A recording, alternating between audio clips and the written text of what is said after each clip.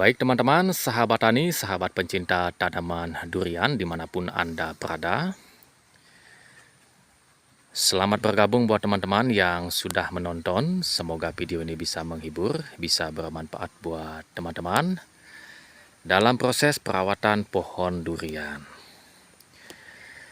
Jadi dalam video ini saya akan menampilkan sekaligus menyampaikan kepada teman-teman tentang bagaimana cara memaksimalkan pohon durian usia di bawah 4 tahun hasil sambung pucuk dalam proses pembesaran buah atau pembentukan buah.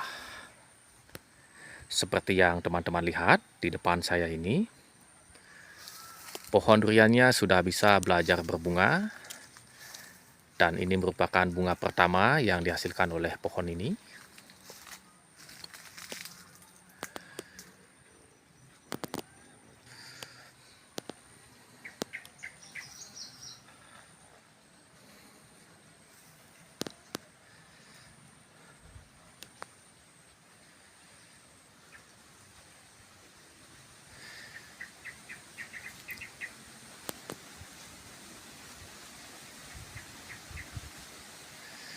Jadi kenapa pohon duriannya perlu kita maksimalkan dalam proses pembesaran buah?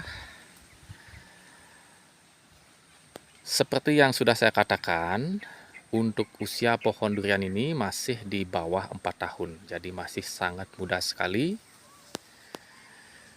Jadi masih terlalu dini untuk pohon ini menghasilkan buah. Jadi untuk pohon durian usia dini biasanya masih sangat riskan sekali. Ketika usai menghasilkan buah, biasanya pohon duriannya banyak mengalami kekeringan pada setiap cabangnya. Bahkan ada sampai mati ketika usai berbuah. Jadi untuk itulah kita penting melakukan perawatan dan juga tindakan pada setiap bunga yang dihasilkan oleh setiap cabang pohon duriannya. Nah, seperti ini misalnya teman-teman. Dalam satu cabang, bunga yang dihasilkan jumlahnya segini. Kalau semua bunga durian ini berhasil menjadi buah, sudah tentu satu cabang ini bisa menghasilkan buah lebih dari 10 biji. Jadi bisa dibayangkan teman-teman betapa beratnya nantinya batang cabang sebesar ini menopang buah 10 biji. Jadi sangat tidak mungkin teman-teman. Kalau dalam satu cabang ini menghasilkan buah dengan jumlah 10 biji, bisa dipastikan untuk pohon durian usia segini, nantinya setelah usai menghasilkan buah, setelah dipanen, sudah pasti pohonnya akan mati. Jadi bisa dibayangkan teman-teman. Ada berapa cabang ini? Dalam satu pohon, ya kita anggap saja 1, 2, 3, 4, 5, 6, 7. Dalam satu cabang ada 10 biji, berarti 10 biji. Jadi sangat tidak mungkin teman-teman.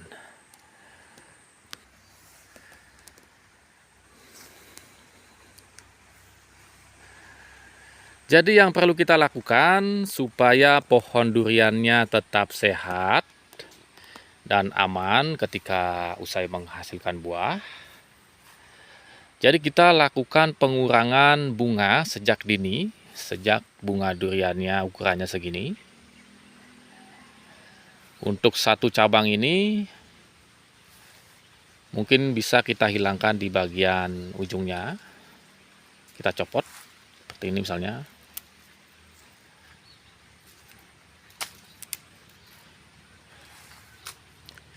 Jadi kita kurangi.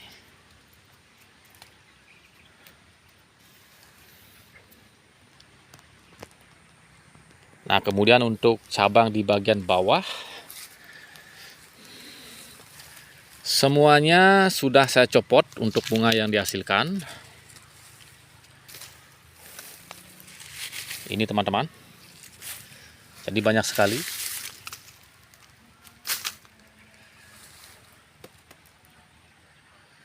Kemudian di cabang satunya juga masih banyak.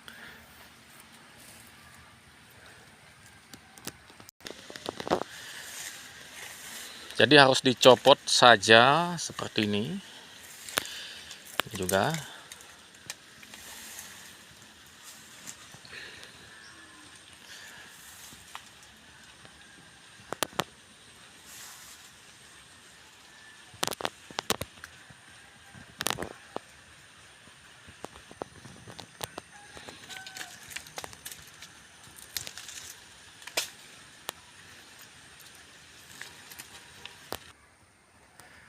Jadi untuk usia segini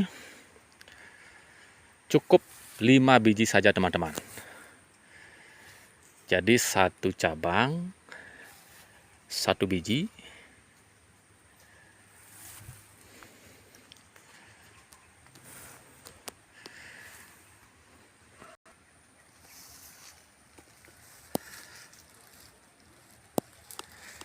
Jadi satu cabang cukup 1 biji saja.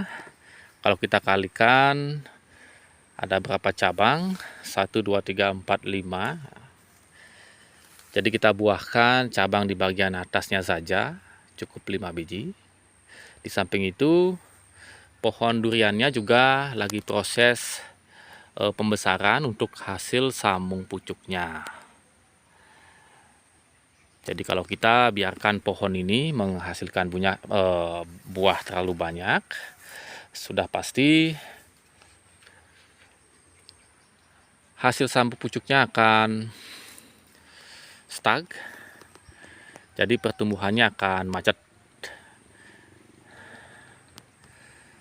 Karena semua nutrisi sudah diambil atau disalurkan ke buah duriannya.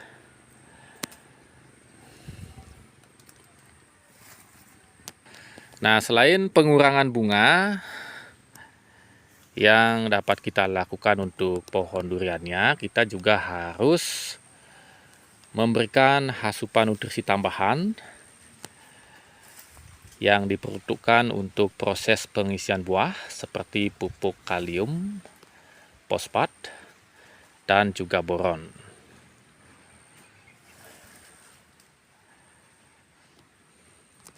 Nah, pemberiannya itu bisa diberikan dengan cara disemprotkan pada seluruh bagian tanamannya.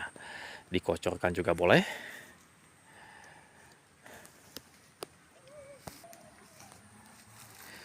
Jadi untuk satu pohon ini cukup 5 biji. Dengan syarat pohon duriannya tetap dilakukan perawatan dengan pemberian pupuk kalium, fosfat, dan juga boron. Melalui disemprot dan juga melalui media tanamnya. Dan untuk media tanamnya juga harus kaya akan unsur organik. Jadi harus subur untuk media tanamnya.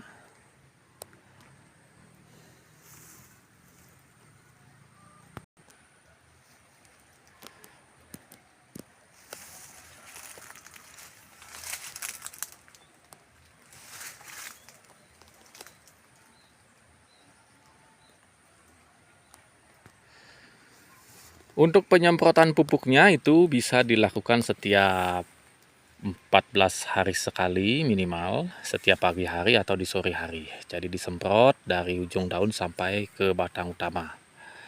Nah, untuk perawatan bunga yang bentuknya baru seperti ini itu masih bisa dilakukan pemupukan. Kemudian setelah mekar itu bisa dihentikan sementara untuk pupuk semprotnya. Kemudian lanjutkan setelah bunga duriannya sudah berubah menjadi pentil atau sudah berbentuk durian yang ukurannya sekitar sebesar kemiri, teman-teman.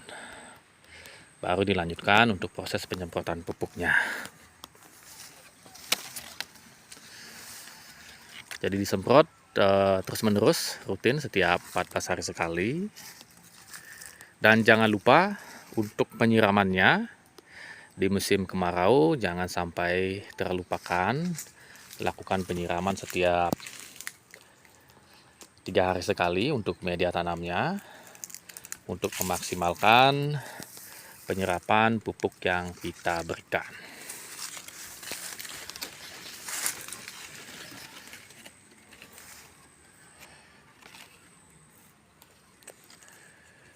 Ini juga banyak sekali bunganya yang sudah saya copot.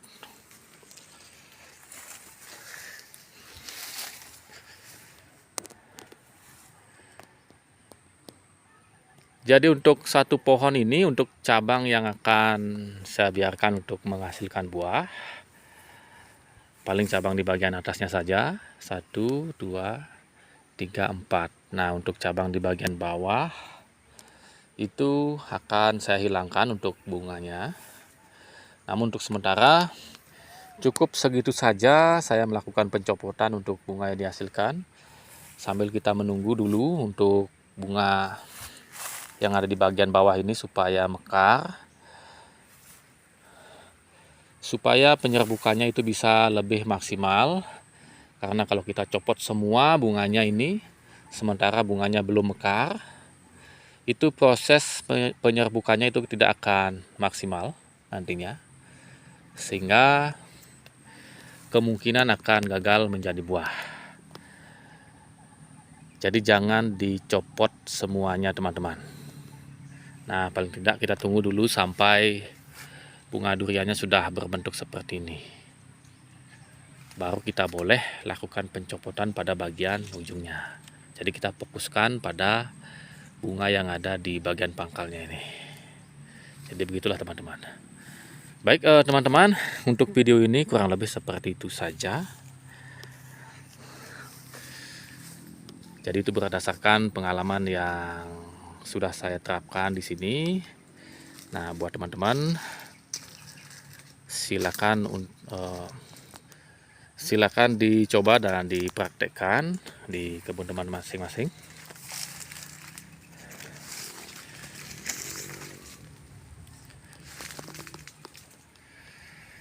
Baik, terima kasih banyak teman-teman.